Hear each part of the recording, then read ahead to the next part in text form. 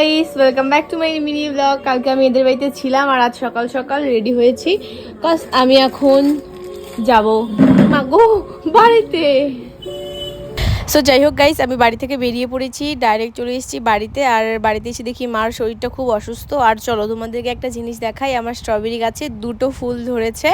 So কবে ফল হবে জানি না, তোমরা যদি কেউ জেনে থাকো অবশ্যই আমাকে কমেন্টে জানিও। তারপর সারাদিন ভোর বাড়িতে ছিলাম, দেন একটু বিকেলবেলা বাইরে বেরিয়েছিলাম, সবাই মিলে একসাথে গল্প করছিলাম এখানে বসে বসে। তারপর বাড়ি এসে একটু তাড়াতাড়ি রেডি হয়ে গেছি, মা অলরেডি আমাকে রেখে চলে গেছে।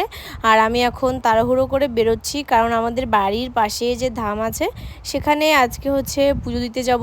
মানে সন্ধেবেলা নর্মাল একটু পুজো দিয়ে আসবো। আমি, মা আর রিয়া তিনজনে মিলে বাড়ি থেকে বেরিয়ে পড়েছি। আর এখানে না মহাদেবের একটা খুব সুন্দর নতুন করে মন্দির হয়েছে, মানে এটা হচ্ছে শিবরাত্রির আগে হয়েছে, ভীষণ সুন্দর জায়গাটা, খুব